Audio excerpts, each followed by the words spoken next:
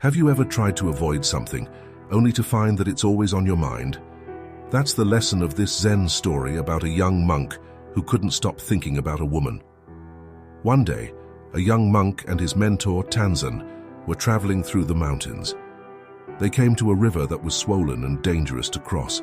As they were looking for a way to get across, they saw a young woman struggling to swim to shore. Tanzan immediately jumped into the river and rescued the woman. He carried her to safety and then continued on his journey with the young monk. The young monk was confused. He had been taught that monks should avoid contact with women.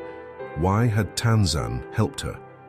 Finally, the young monk could not contain himself any longer. He asked Tanzan, "Why did you help that woman? We monks are supposed to avoid contact with women." Tanzan smiled. "I helped her because she needed help," he said. "I put her down on the other side of the river, and then I continued on my journey. Are you still carrying her?" The young monk was silent. He realized that Tanzan was right.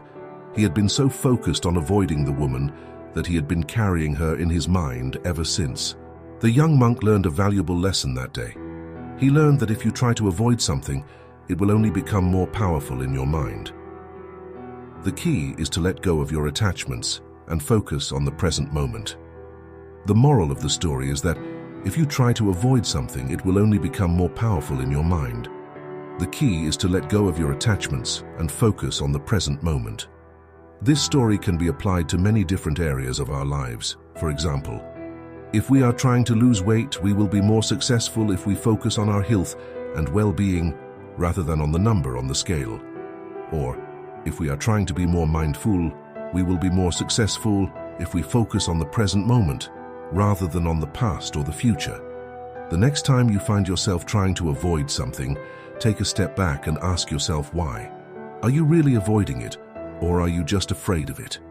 Once you understand the root of your fear, you can start to let it go and focus on the present moment.